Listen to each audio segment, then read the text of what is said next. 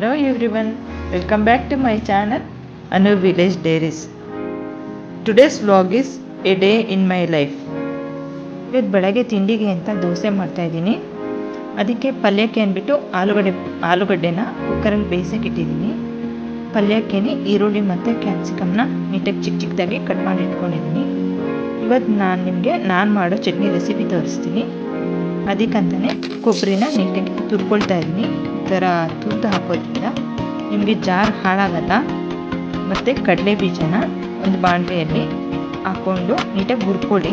ನೀಟಾಗಿ ಹುರಿದು ಹಾಕ್ಕೊಳ್ಳೋದ್ರಿಂದ ಅದು ನಿಮಗೆ ಚಟ್ನಿ ಹಸಿವಾಗೋದಿಲ್ಲ. ಅದೇ ಬಾಣಲೆಗೆ 1 ಸ್ಪೂನು ಎಣ್ಣೆ ಹಾಕಿ ಒಂದು 4ರಿಂದ 5 ಹಸಿಮೆಣಸಿನಕಾಯಿ, ನಿಮಗೆ ಖಾರಕ್ಕೆ ಎಷ್ಟು ಬೇಕೋ ಅಷ್ಟು ಹಾಕ್ಕೊಳ್ಳಿ.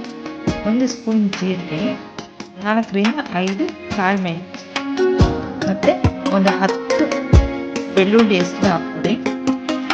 ಅದನ್ನ ಫ್ರೈ ಮಾಡ್ಕೊಳ್ತೀನಿ. ಮತ್ತು ಅರ್ಧ ಇಂಚು ಶುಂಠಿ ಹಾಕ್ಕೊಂಡು ಅದಕ್ಕೆ ಕೊತ್ತಂಬರಿ ಸೊಪ್ಪು ಮತ್ತು ಪುದೀನ ಸೊಪ್ಪು ಎರಡೂ ಸೇರಿಸಿ ಒಂದು ಹಿಡಿಯಷ್ಟು ಹಾಕ್ಕೊಳ್ಳಿ. ಅದನ್ನ ಹಾಕ್ಕೊಂಡು ಫ್ರೈ ಮಾಡ್ಕೊಳ್ಳಿ. ಅದಕ್ಕೇ ಒಂದು ಗೋಲಿ ಗಾತ್ರದಷ್ಟು ಹುಣಸೆ ಹಣ್ಣನ್ನು ಸೇರಿಸ್ಕೊಳ್ಳಿ. ಹುಣಸೆ ಹಣ್ಣು ಸೇರಿಸ್ಕೊಂಡು ಫ್ರೈ ಮಾಡ್ಕೊಳ್ಳಿ. ಕೊತ್ತಂಬರಿ ಪುದೀನ ಅಂತೂ ಚೆನ್ನಾಗಿ ಬಾಡಬೇಕು, ಆಗಲೇ ಅದು ಹಸಿ ವಾಸನೆ ಹೋಗೋದು. ಅವಾಗ ಚಟ್ನಿನೂ ಫ್ಲೇವರ್ಫುಲ್ ಆಗಿರುತ್ತೆ. ನೀಟಾಗಿ ಅದನ್ನೆಲ್ಲ ಕೂಲ್ ಆದಮೇಲೆ ಅದನ್ನ ಜಾರ್ಗೆ ಹಾಕ್ಕೊಳ್ಳಿ. ಅದನ್ನೆಲ್ಲನೂ ಜಾರ್ ಹಾಕ್ಕೊಂಡು ಈಗಲೇ ನೀವು ಉಪ್ಪು ಹಾಕ್ಕೊಳ್ಳಿ. ನಿಮಗೆ ಎಷ್ಟು ಬೇಕೋ ಉಪ್ಪು ಅಷ್ಟು ಈಗಲೇ ಸೇರಿಸ್ಕೊಂಡಿ. ಮತ್ತು ನಾವು ಆಗಲೇ ತುರ್ತಿರ್ತಿದ್ದು ಕೊಬ್ಬರಿ ಇತ್ತಲ್ವ, ಅದನ್ನು ಈಗ ಹಾಕ್ಕೊಳ್ತಾ ಇದ್ದೀನಿ ನಾನು. ನಿಮಗೆ ಚಟ್ನಿ ತುಂಬ ಜಾಸ್ತಿ ಬೇಕು ಅಂದರೆ ಕಡಲೆ ಬೀಜ ಮತ್ತು ಕೊಬ್ಬರಿನ ನೀವು ಅಷ್ಟೇ ಜಾಸ್ತಿ ಹಾಕಿರ್ಬೋದು. ಹಾಕ್ಕೊಂಡು ಎಲ್ಲ ನೀಟಾಗಿ ಜಾರಲ್ಲಿ ರುಬ್ಕೊಳ್ಳಿ. ಈಗ ನಾನು ಇದೇ ಚಟ್ನಿಗೆ ಒಗ್ಗರಣೆಗೂ ಹೇಗೆ ಮಾಡ್ಬೋದು ಅಂತ ತೋರಿಸ್ತೀನಿ. ಯಾಕಂದರೆ ಒಗ್ಗರಣೆ ಹಾಕ್ಕೊಂಡಾಗ ಚೆನ್ನಾಗಿರುತ್ತೆ ಚಟ್ನಿ. ಅದೇ ಬಾಣಲಿಗೆ ಎಣ್ಣೆ, ಸಾಸಿವೆ ಹಾಕ್ಕೊಂಡಿದ್ದೀನಿ. ಈಗ ಅದಕ್ಕೆ ಕರಿಬೇವು ಸೊಪ್ಪು ಹಾಕ್ಕೊಂಡು ಮತ್ತು 1ರಿಂದ 2 ಸ್ಪೂನು ಉದ್ದಿನಬೇಳೆ ಹಾಕ್ಕೊಂಡು ನೀಟಾಗಿ ಫ್ರೈ ಮಾಡ್ಕೊಳ್ಳಿ. ಅದು ಉದ್ದಿನಬೇಳೆ ನಿಮಗೆ ಕಲರ್ ಚೇಂಜ್ ಆಗುತ್ತೆ. ಕಲರ್ ಚೇಂಜ್ ಆಗಿದ ತಕ್ಷಣ ಆಫ್ ಮಾಡಿ. ಬೇಗ ಅದು ಕಲರ್ ಚೇಂಜ್ ಆಗಿಬಿಡುತ್ತೆ. ಆಫ್ ಮಾಡಿಕೊಂಡು ಅದನ್ನ ಚಟ್ನಿಗೆ ಹಾಕ್ಕೊಳ್ಳಿ. ನೋಡೋಕ್ಕೂ ಚೆನ್ನಾಗಿರುತ್ತೆ ಮತ್ತು ಫ್ಲೇವರು ಅಷ್ಟೇ ತುಂಬ ಚೆನ್ನಾಗಿರುತ್ತೆ. ಹೋಟ್ಲಲ್ಲಿ ಮಾಡ್ತಾರಲ್ವ ಚಟ್ನಿ, ಸೇಮ್ ಅದೇ ಥರ ಇರುತ್ತೆ. ನಿಮಗೆ ತುಂಬ ಚೆನ್ನಾಗಿ ಅನಿಸುತ್ತೆ ಚಟ್ನಿನೂ. ಈಗ ನೀಟಾಗಿ ಫುಲ್ ಎಲ್ಲ ಹಾಕ್ಕೊಳ್ತಾ ಇದ್ದೀನಿ. ಹಾಕ್ಕೊಂಡೆಲ್ಲ ನೀಟಾಗಿ ಮಿಕ್ಸ್ ಮಾಡ್ಕೊಳ್ಳಿ.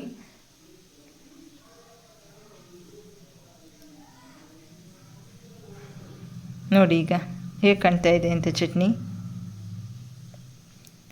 ಈಗ ಆಲೂಗಡ್ಡೆ ಬೇಯಿಸ್ಕೊಂಡಿದ್ನಲ್ಲ ಅದನ್ನೆಲ್ಲ ಸಿಪ್ಪೆ ತೆಕ್ಕೊಂಡು ನೀಟಾಗಿ ಸ್ಮ್ಯಾಶ್ ಮಾಡ್ಕೊಂಡು ಇಟ್ಕೊಂಡಿದ್ದೀನಿ. ಈಗ ಪಲ್ಯಕ್ಕೆ ಒಗ್ಗರಣೆ ಮಾಡ್ಕೊಳ್ತಾ ಇದ್ದೀನಿ. ಒಗ್ಗರಣೆಗೆ ಎಣ್ಣೆ, ಸಾಸಿವೆ, ಕರಿಬೇವು, ಹಸಿಮೆಣಸಿನ್ಕಾಯಿ, ಈರುಳ್ಳಿ ಎಲ್ಲ ಹಾಕ್ಕೊಂಡು ನೀಟಾಗಿ ಫ್ರೈ ಮಾಡ್ಕೊಳ್ತಾ ಇದ್ದೀನಿ. ಪಲ್ಯಕ್ಕೂ ಅಷ್ಟೇ ಈರುಳ್ಳಿ ಚೆನ್ನಾಗಿ ಫ್ರೈ ಆಗಬೇಕು. ಫ್ರೈ ಆಗ್ತಾಯಿದ್ದಂಗೆ ಕ್ಯಾಪ್ಸಿಕಮ್ ಹಾಕ್ಕೊಳ್ತೀನಿ.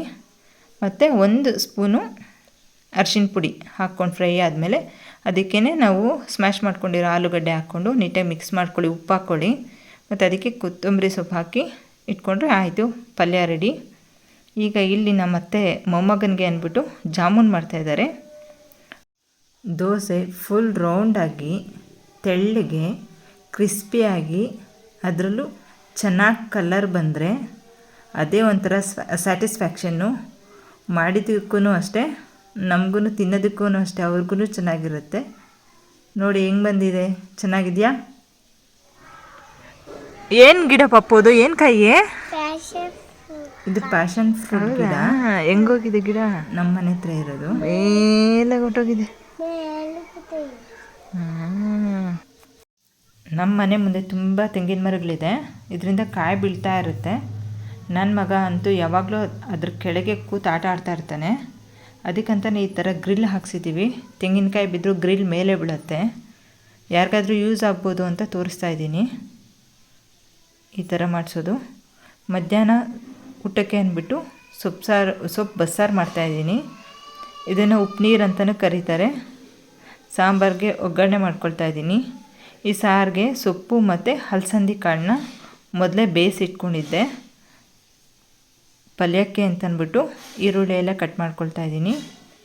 ಈರುಳ್ಳಿ ಎಲ್ಲ ಜಾಸ್ತಿ ಹಾಕಿ ಈಗ ನಾವು ಬೇಯಿಸಿಟ್ಕೊಂಡಿದ್ವಲ್ಲ ಕಾಳು ಮತ್ತು ಸೊಪ್ಪನ್ನ ಹಾಕಿ ಮಿಕ್ಸ್ ಮಾಡ್ಕೊಳ್ಳೋದು. ನಿಮಗೆ ಖಾರಕ್ಕೆ ಬೇಕಂದರೆ ಮೆಣಸಿನ್ಕಾಯಿ ಹಾಕ್ಕೊಳ್ಳಿ. ಇದಕ್ಕೆ ಬೇಕಂದರೆ ನೀವು ಕಡಲೆ ಬೀಜ ಪೌಡ್ರ್ ಮಾಡ್ಕೊಂಡು ಮಿಕ್ಸ್ ಮಾಡಿಕೊಂಡ್ರೂ ಅಷ್ಟೇ ತುಂಬ ಚೆನ್ನಾಗಿರುತ್ತೆ. ಮತ್ತು ಮಧ್ಯಾಹ್ನದ ಊಟಕ್ಕೆ ಅನ್ನ ಮತ್ತು ಮುದ್ದೆ ಮಾಡ್ತಾಯಿದ್ದೀನಿ ಎಲ್ರಿಗೂ. ನಮ್ಮ ಹಸುಗೆ ಸ್ವಲ್ಪ ಗಾಯ ಆಗಿತ್ತು, ಅದಕ್ಕೆ ಡಾಕ್ಟ್ರು ಬಂದಿದ್ದಾರೆ, ಇಂಜೆಕ್ಷನ್ ಕೊಡ್ತಿದ್ದಾರೆ. ಆ್ಯಕ್ಚುಲಿ ಇದು ನಾನು ಫಸ್ಟ್ ಟೈಮ್ ನೋಡಿದ್ದು. ಇದನ್ನು ಕವಡೆ ಕಟ್ಟೋದು ಅಂತ ಅಂತಾರಂತೆ. ಮದುವೆ ಟೈಮಲ್ಲಿ ಗಂಡಿಗೆ ಶಾಸ್ತ್ರಗಳು ಮಾಡ್ತಾರಲ್ವ, ಅರಿಶಿನ ಇಡೋದು, ಶಿವಾಸನ ಎಲ್ಲ ಹಾಕುವಾಗ ಇದನ್ನು ಉಪಯೋಗಿಸ್ತಾರೆ. ನೋಡಿ ಎಷ್ಟು ಚೆನ್ನಾಗಿ ಮಾಡಿದ್ದಾರೆ ಇವರು. ಮತ್ತು ನೈಟ್ಗೆ ನಾನು ಮಾಡಿದ್ದಿದ್ದು ಅಡುಗೆ ಇದು. ಇದನ್ನು ಹುರಿದ ಬಾಳು ಅಂತಾರೆ. ಯಾರಿಗಾದರೂ ರೆಸಿಪಿ ಬೇಕು ಅಂದರೆ ಕಮೆಂಟ್ ಮಾಡಿ. Thank you for watching. Please like and subscribe to my channel Anu village diaries. Thank you.